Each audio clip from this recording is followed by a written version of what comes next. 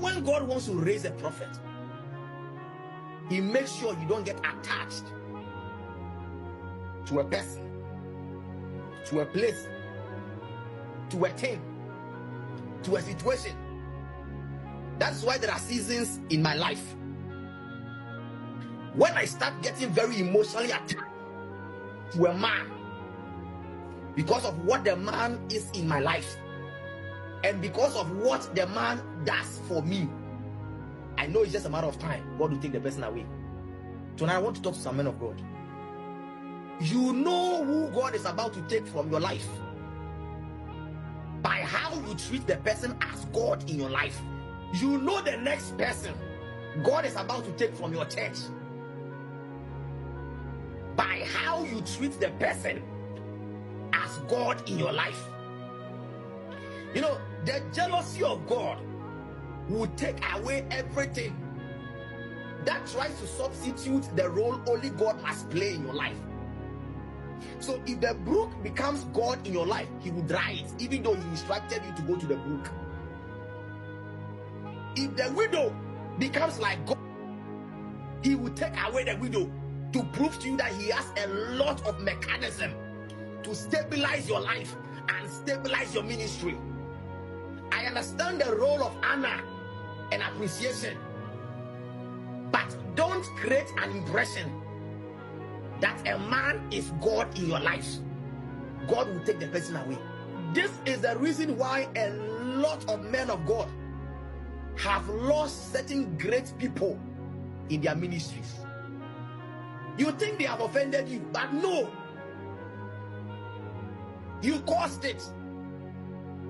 I know the next person God will take in my life by the kind of way I treat that person as God in my life.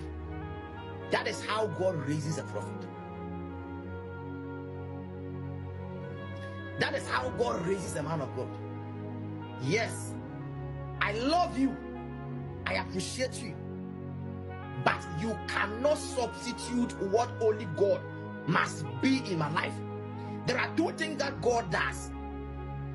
He can do something in your life through men, but he can only be God in your life.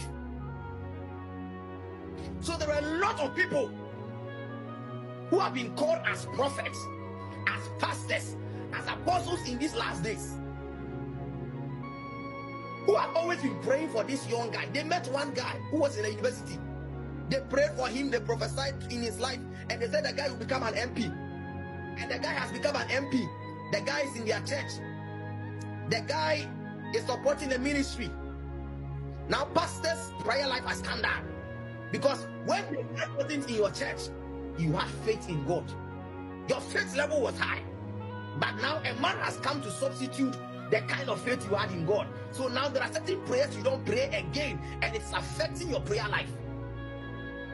It's affecting your relationship with God.